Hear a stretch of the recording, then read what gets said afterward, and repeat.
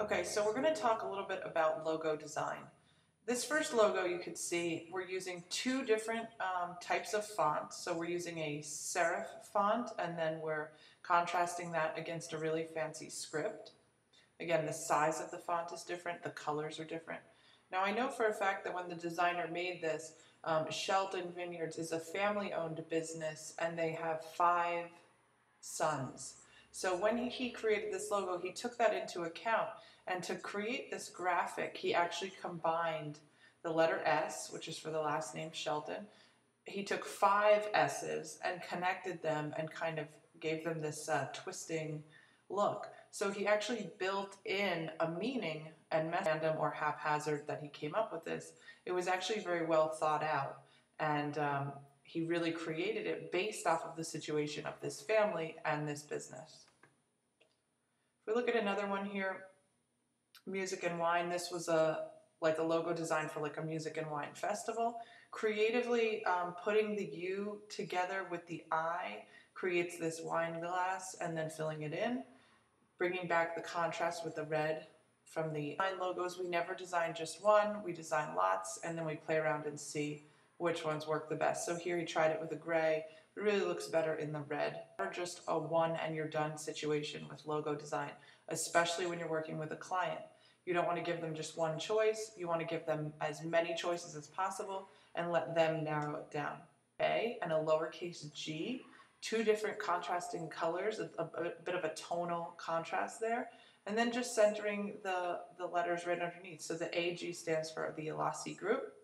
Really logo designs just for different companies that I've worked for. And when I say you give them a lot of choices, you really do. So for this one, they wanted the brand named 84 for a shoe. Light, from light to bold, changing the 4 to a Y and made it part of the 4, so Y. So trying to come up with different ways to express this company. 84, you'll see all the way down here, adding a stroke, having it connected to the number, really just playing with different fonts. I probably had more than 20 designs for this logo, but then narrowed down to 20 and then showed them 20. They're all just black and white. From here, we would email back and forth and we would say, okay, which ones do you like? And they would pick, well, I like number 6, I like number 13, I like number 16. And then we would go from there and then start adding in more options and more colors. Here's another example for a physical therapy company called Active Injury Prevention. So we started with probably one of these and then we narrowed down to what we went with and looked at all these different ones. And then we ended up going actually with a red, black, and blue. So this wasn't even the final yet. So it's a lot of back and forth. It's a lot of dealing with the client, seeing what they want. You guys aren't working with actual clients, so you're gonna have to make these decisions by yourself, but that doesn't mean that you shouldn't try as many options as possible.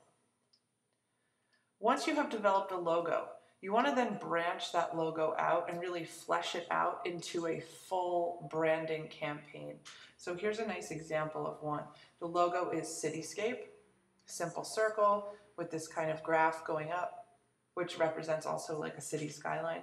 And now they've taken this front, and this is a letter size paper. So if you were to receive an invoice from them and a letter in the mail, a bill, something like that, some kind of sales promotional material, it would be printed on this paper.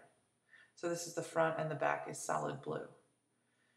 Business card, the back is just the logo and a solid color.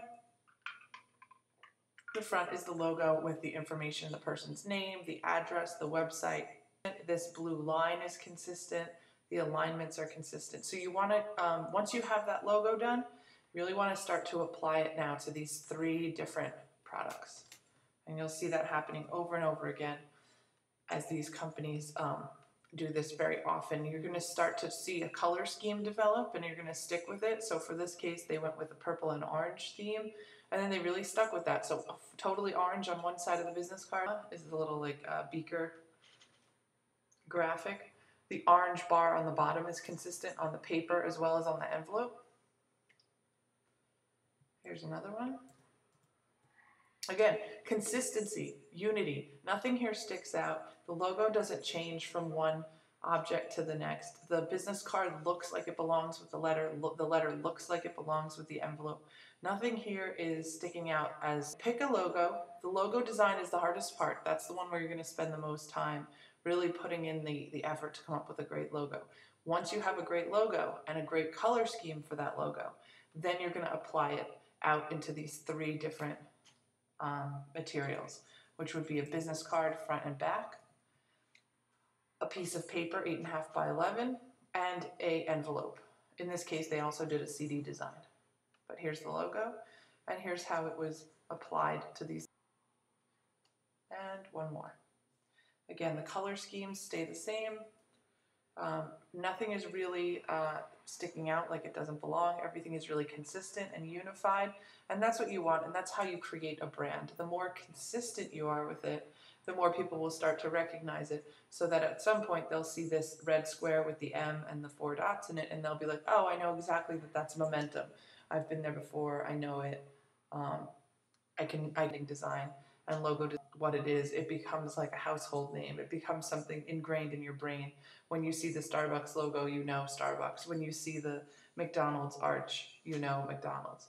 So you really want to come up with a logo design and then flesh it out into a branding campaign.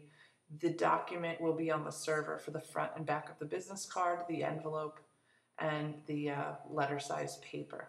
And you also want to show your logo as well separately.